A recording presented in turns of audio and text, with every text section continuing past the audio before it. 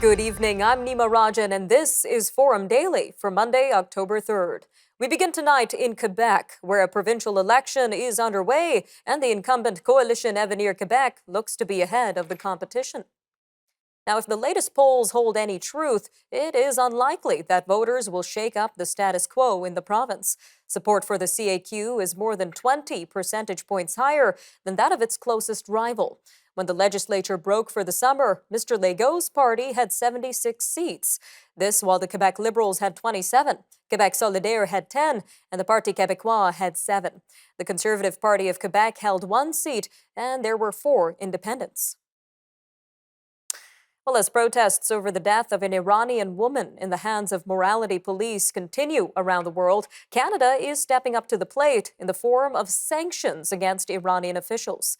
25 senior Iranian officials and 9 government entities are facing new sanctions from Canada. Now, this follows a violent crackdown on anti-government protests in Iran. Foreign Affairs Minister Mélanie Joly says the sanctions are a result of Iran's grave and ongoing breaches of international law and its blatant disregard for human life.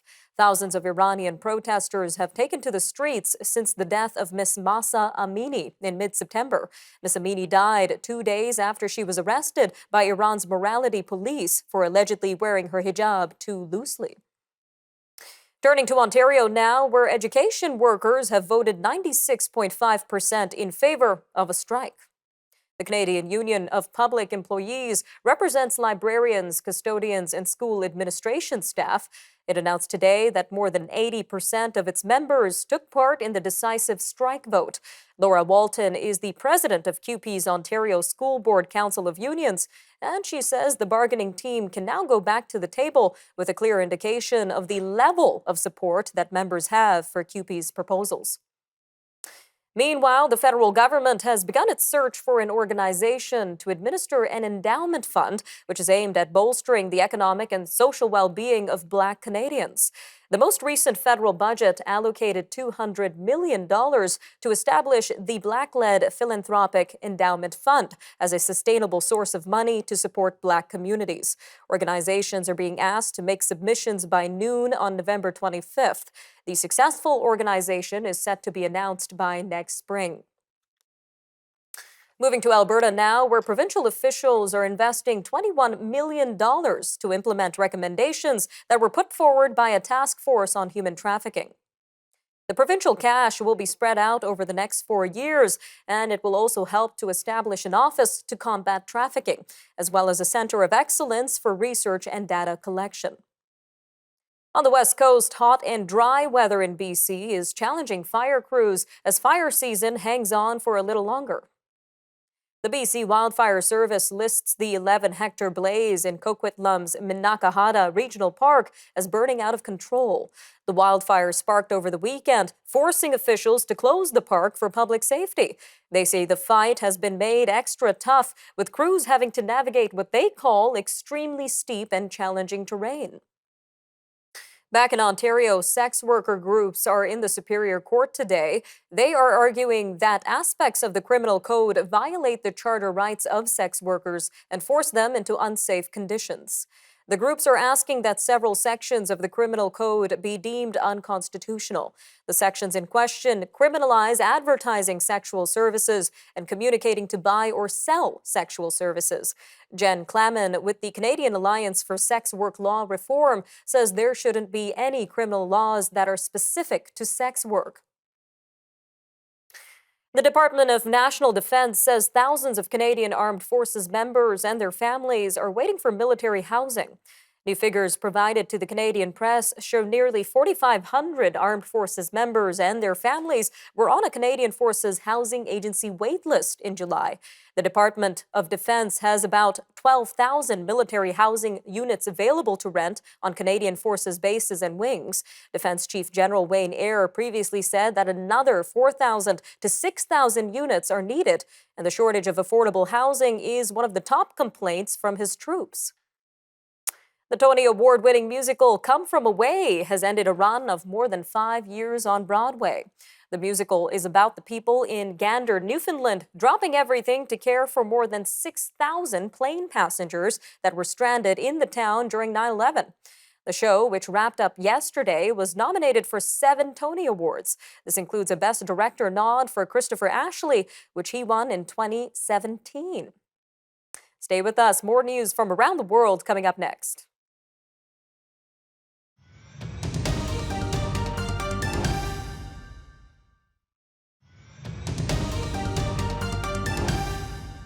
Europe is sounding the alarm as its energy supply continues to be threatened amid Russia's war with Ukraine.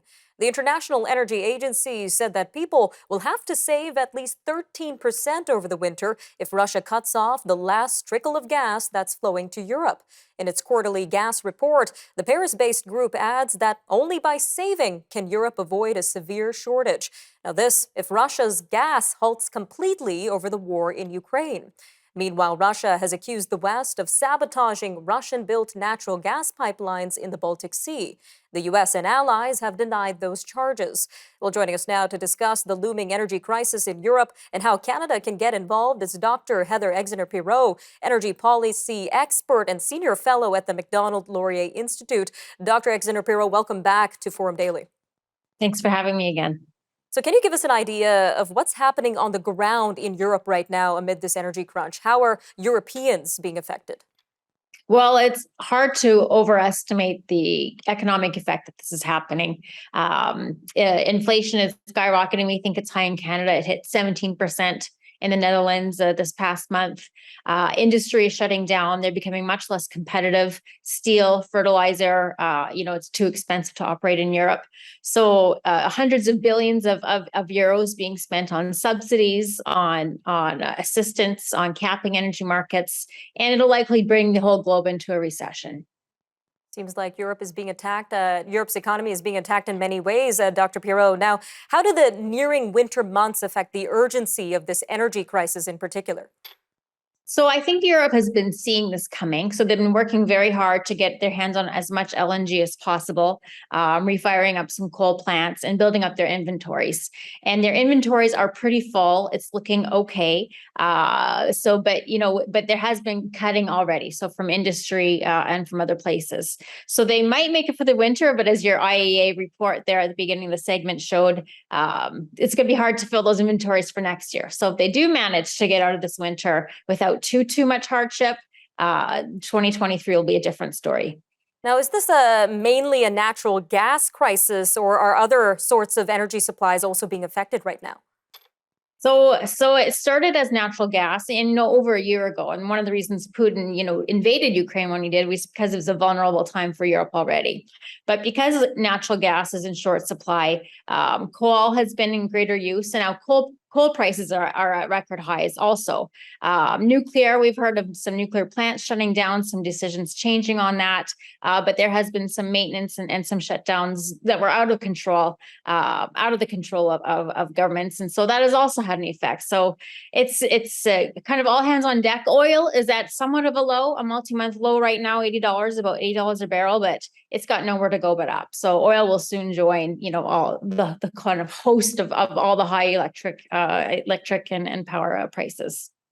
All right, Doctor. Well, we know Russia is making all these moves all over Europe's support of Ukraine during this war. So do you see this threat to the energy supply being the straw that broke the camel's back? So it's Europe is holding, I will say they're holding pretty steadfast, that people, public opinions, people are accepting some hardship. And of course, everyone recognizes that no one is facing more hardship right now than Ukrainians. And so there is political will. The thing is, Europe is a wealthy continent and it can pay, premiums and while it'll be a lot of hardship, people won't die. But the kind of the global aspect of all this, though, is that they're sucking energy out of the rest. We don't have enough energy for the whole world. Europe can afford to pay for more of it. And so there are consequences far beyond the continent's borders. So I think Europe will hold steadfast. They're looking for other plans everywhere, but it's affecting everyone.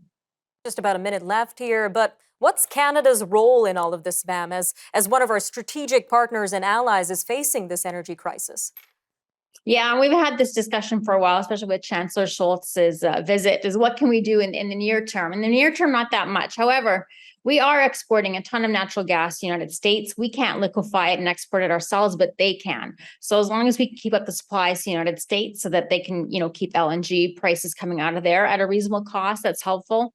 Obviously, getting our LNG exports on the West Coast is going to impact in a beneficial way energy prices globally. So as soon as we can start exporting on our West Coast, which should happen next year or two, that will have some effect on at least increasing global supplies and allowing for other places to get to Europe. Lots to keep our eyes on. Dr. Exner-Pirot, thank you again for joining us today on Forum Daily. Thanks for having me, Nima. All right, stay with us. Forum Daily will be right back after a short break. And when we return, we're going to be taking a deeper look at the anti-government protests in Iran. We'll be joined by Ms. Shadi Sadr, a human rights lawyer and executive director of Justice for Iran. So stay tuned for that interview coming up next.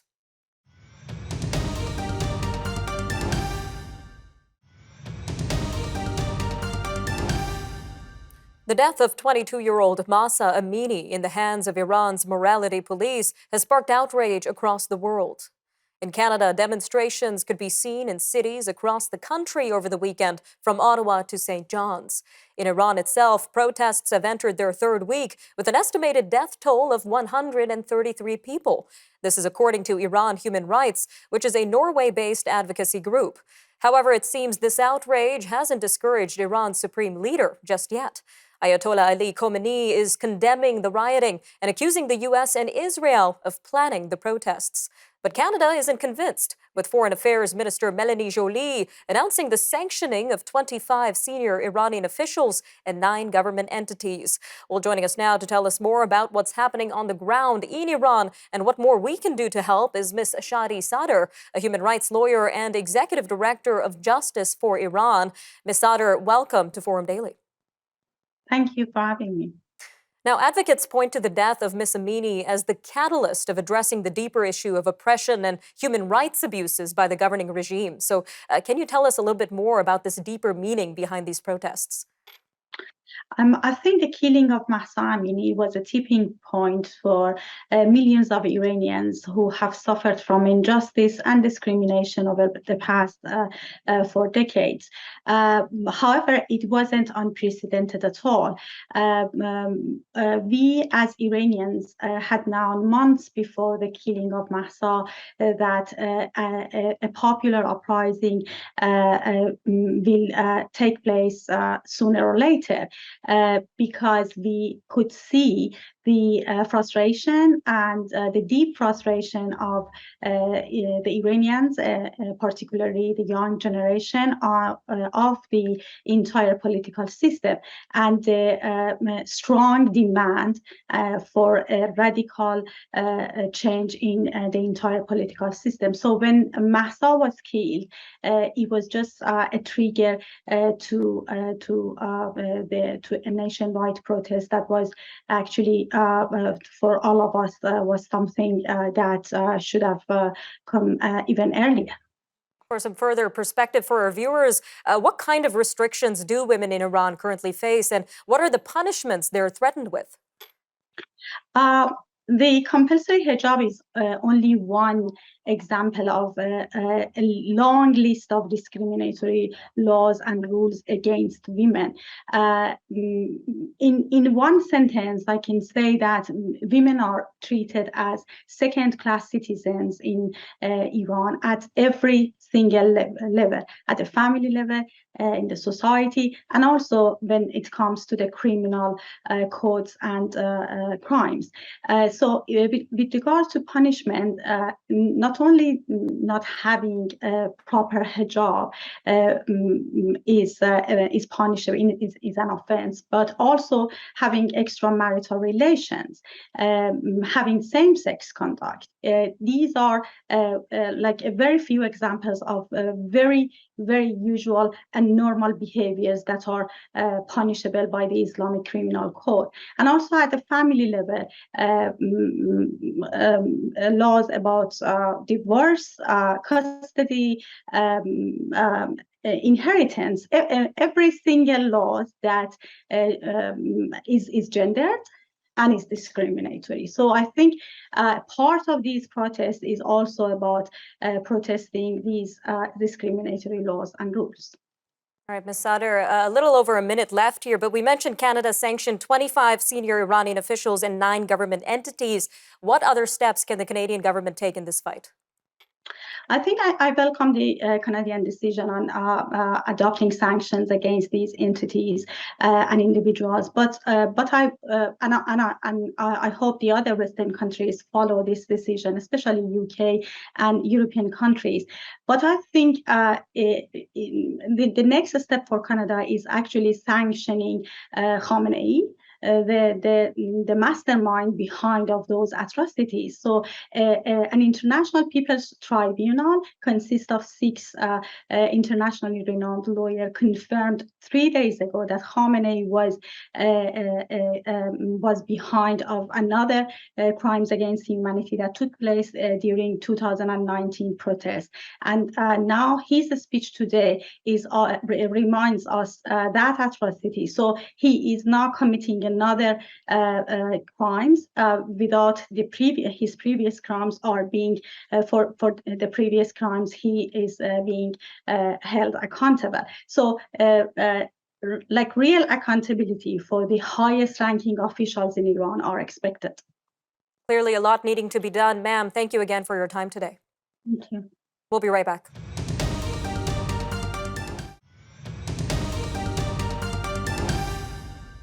The Russian military has acknowledged that Ukrainian forces have broken through Moscow's defenses in the Kherson region. A Russian Defense Ministry spokesman says Ukraine's superior tank units managed to penetrate into the depths of their defenses. Meanwhile, the lower house of the Russian parliament has voted to endorse the treaties for 4 regions of Ukraine to join Russia.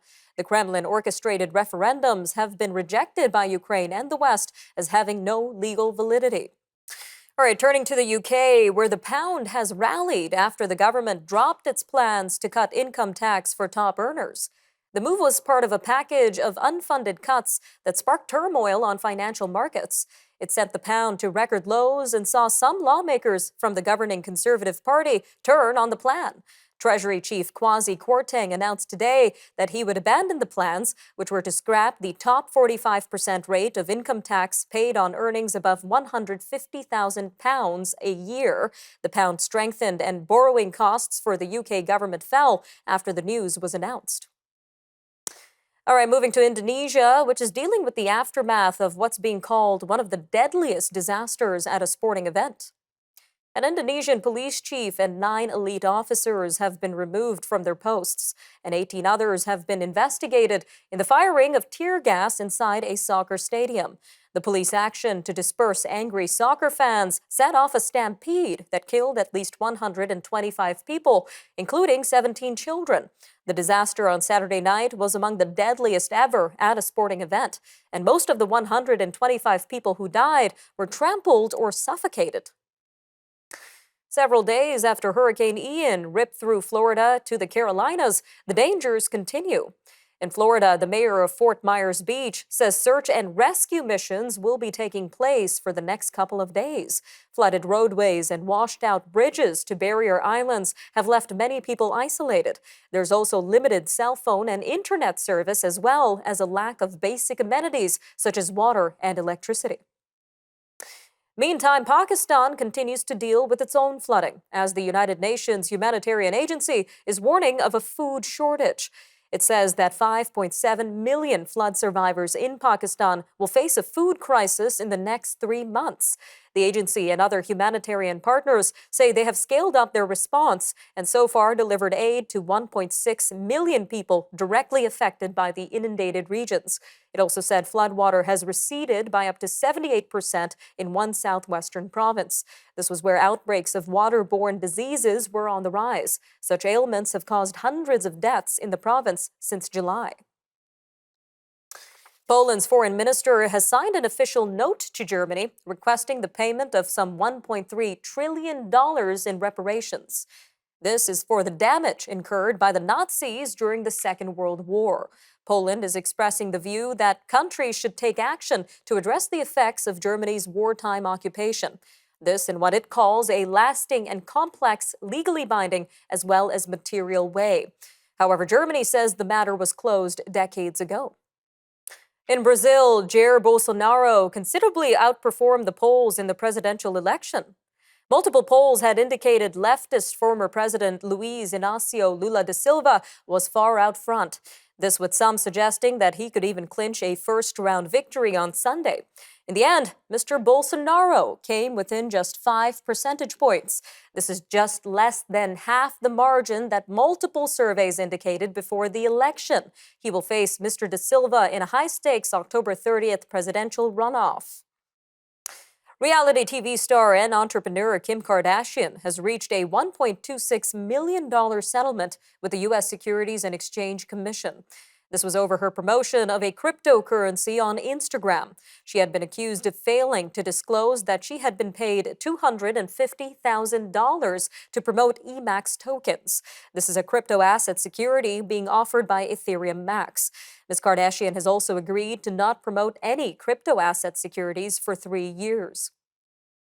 Swedish scientist Svante Pääbo has been awarded the Nobel Prize for Medicine, thanks in part to his discoveries on human evolution. The Nobel Prize Awards panel says Mr. Pääbo's work in medicine helped to forward the science community's understanding of the immune system and what makes us unique compared with our extinct cousins. Dr. Pääbo has spearheaded the development of new techniques which allowed researchers to compare the genome of modern humans and that of other hominids. All right, I'm Nima Rajan, and that'll do it for your look at national and international news for today. Remember, for more news on demand, you could always visit our website or follow us on social media. Take care, Canada. We'll see you next time on Forum Daily News.